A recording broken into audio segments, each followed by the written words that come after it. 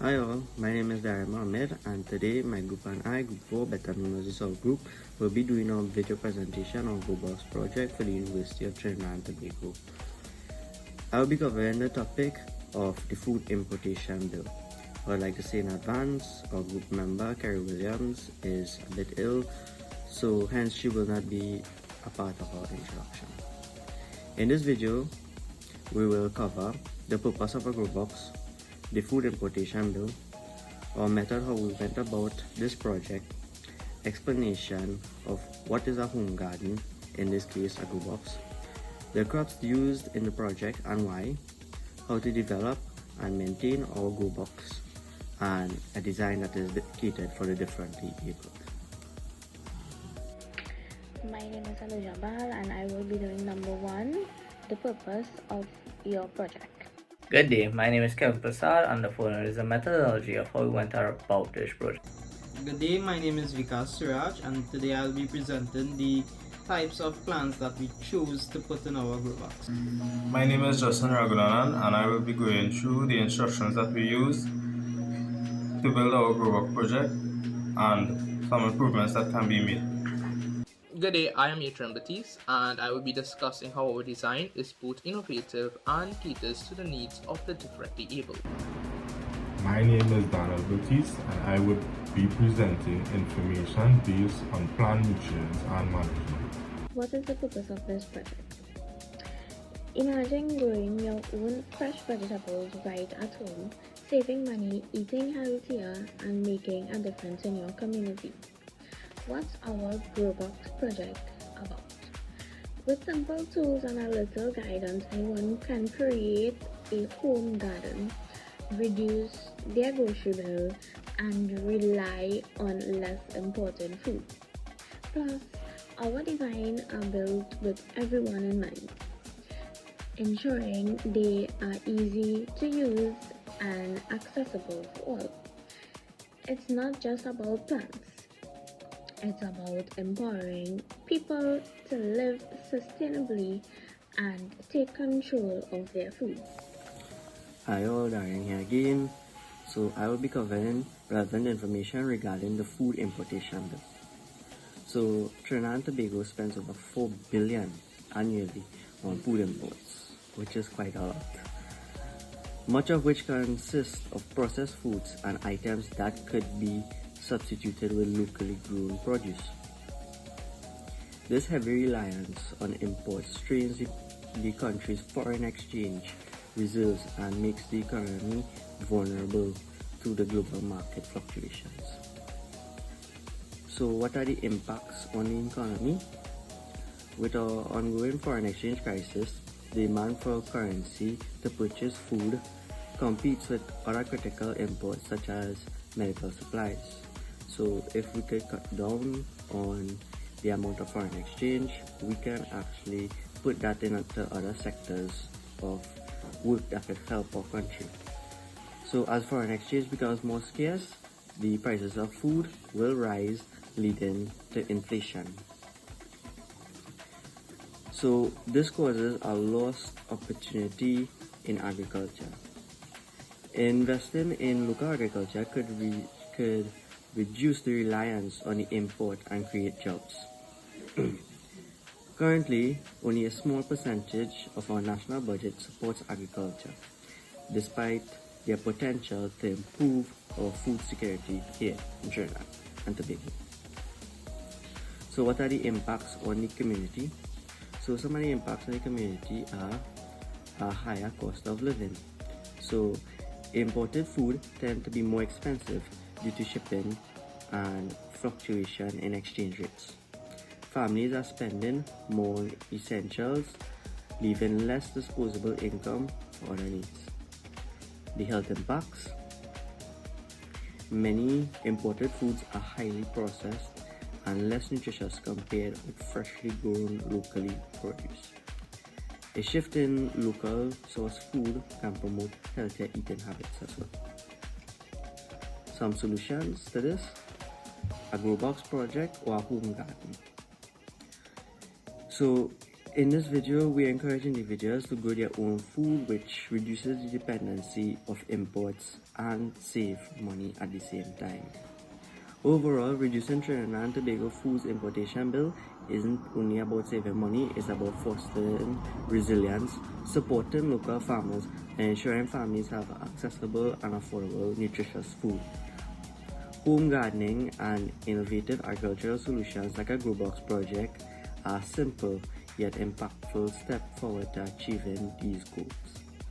Thank you.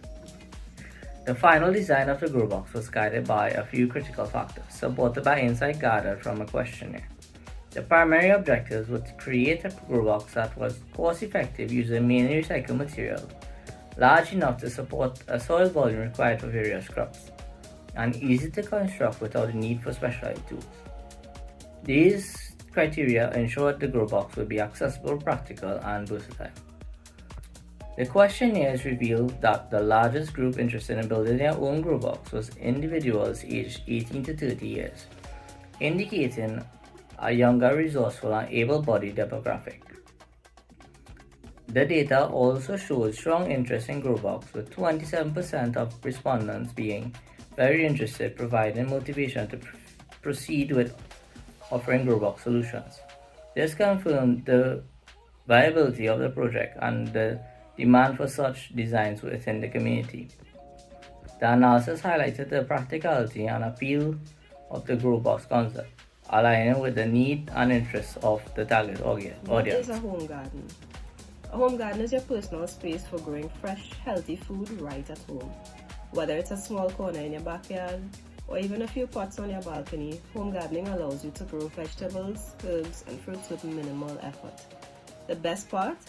You get to enjoy produce free from harmful chemicals, saving money while boosting your health. Not only does it reduce your grocery bills, but it also gives you the satisfaction of watching your food grow from seed to plate. It's a simple, sustainable solution that anyone can try, no matter how much space they have. By setting up a home garden, you're not just growing food, you're building a healthier, more self-sufficient lifestyle, one plate at a time. Ready to start? Your home garden is waiting. Good day everyone, my name is Suraj, and today I will be telling you about the reasoning behind we chose the specific types of plants that we chose to put in our GrowBox. We chose celery, chive, tomatoes, parsley, bok choy, cucumber, rainbow Swiss chard. So for celery, the reasoning behind choosing celery is that it is a season used in local Trinidadian cuisine, which is low in calories and high in nutritional value. And the reasoning behind it making a good GrowBox plant is that it requires shallow soil and does not grow in a large surface area. So it will take up a small portion and can be grown in large quantities in a small area. Our second choice was chives.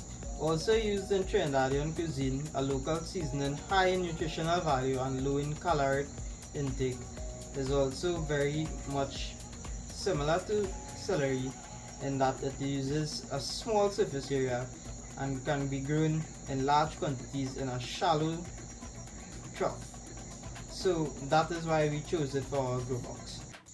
Our third choice, tomatoes, found in many local dishes as well as international dishes, can be grown in a small space and is known to have high antioxidants and vitamins, which promote good heart health and has been proven to reduce cancer. Tomatoes in the family such as the dwarf tomato and cherry tomato can be grown in shallow troughs and are vining plants which crawl along surfaces such as nets and trellises. So for that reason we chose it to put it in a GrowBox, as you do not require a lot of ground space to produce a lot of tomato produce. For our fifth crop we chose parsley. Parsley is high in antioxidants and vitamin C and is used as a garnish or a season in many dishes locally. The reasoning behind choosing parsley for our GrowBox is that it is similar to chive and celery in that it requires minimal soil to grow rapidly, and it can also be harvested daily, reproducing multiple crops from the same cutting. For our sixth crop, we chose bok choy as it is a local dish highly favored by older people in the community. It is known to have high iron content as well as high water content and fiber. Good day, my name is Justin Ragunana, and we have reached the part of the presentation where I will take you through the instructions that we use to build our GrowBox. So firstly, our first step was material preparations. The pallet wood planks were collected and afterwards checked for any signs of defects or nails. Screws and tools, including a drill, saw, measuring tape, and screwdriver were sourced. Dimensions were noted for each box. Next, we started our construction of the bottom box. The pallet wood planks that were obtained were measured 37 inches in length and 30 inches in width for size. The planks were then screwed together in order to frame the base flat rectangular shaped structure. The side walls were constructed from vertical plank 12 inches high, which was screwed to the base frame to form the walls. We added extra support on the bottom corners of the base. 4 wooden feet size 4 inches were installed.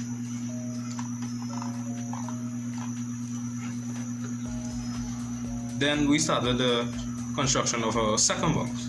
The planks were to be of 37 inches in length and 20 inches in width.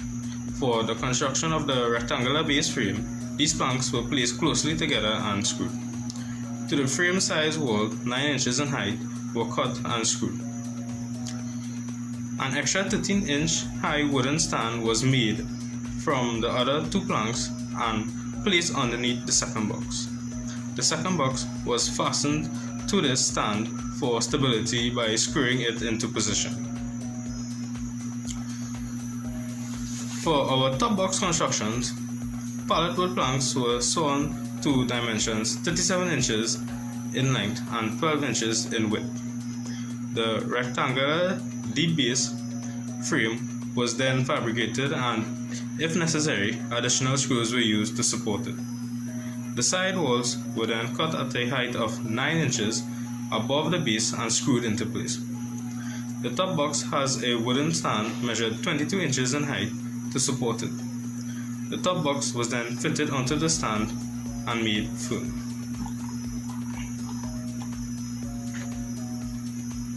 We also made leg and stand reinforcement.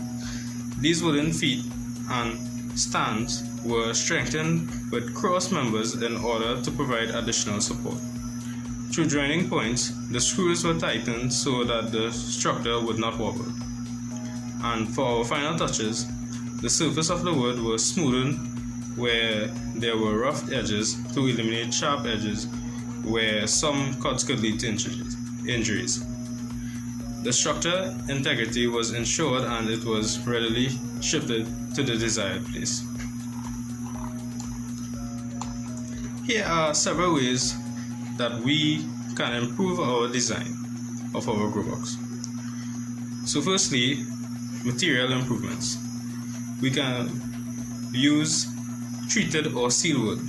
Since GrowBoxes may be exposed to moisture from soil and water, consider using pressure treated wood or sealing the pallet wood with a non-toxic waterproof sealant to prevent rot and increase its lifespan. Hardware upgrades. Use stainless steel or galvanized screws and bolts to prevent rusting over time. Secondly, we can have some structural enhancements. So, reinforced joints. Use wood glue along with screws to improve the joint strength. Corner brackets or L brackets can also provide additional reinforcement. Support brace.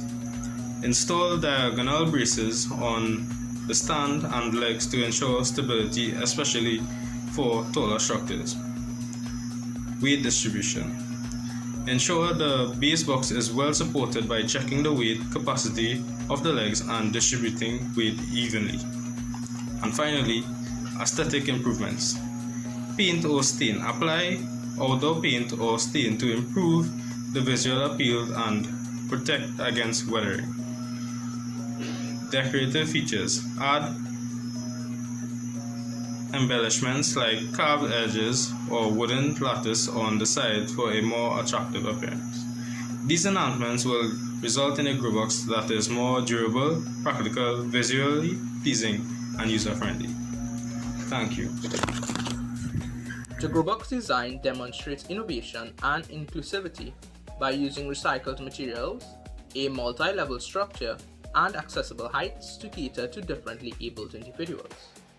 The raised stairs, 13 inches and 22 inches, allow for easy access without bending, while its compact footprint suits limited spaces. The structure's smooth edges and reinforced stands enhance safety, and its simple construction requires no specialized tools, making it suitable for individuals with physical or dexterity challenges.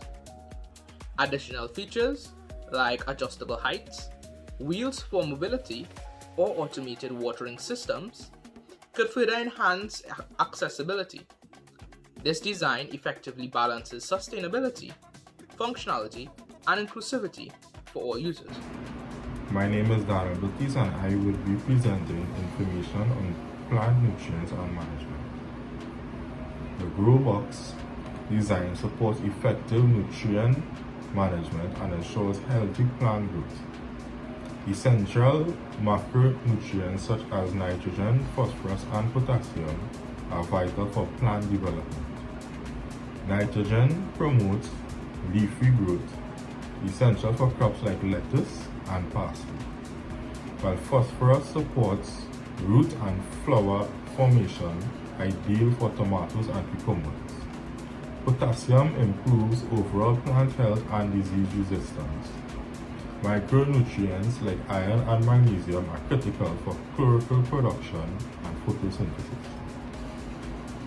A well-drained soil mix of garden soil, compost, and coconut fiber is recommended for the GrowBox. Compost enriches in soil with organic matter and nutrients. Fertilizers such as a balanced NPK mix or organic options like bone meal and compost tea should be applied every 2 to 3 weeks. Maintaining a pH of 6.0 to 7.0 ensures optimal nutrient absorption. Proper drainage is achieved through small holes at the bottom base, preventing waterlogging and nutrient leaching. Rotating crops reduces nutrient depletion and pests, while companion planting maximizes space and resources used. Additionally, fine mesh netting keeps pests away, and neem oil or insecticide soaps control infestations. The raised, accessible GrowBox design simplifies nutrient application, soil care, and watering, ensures healthy crops in a controlled environment.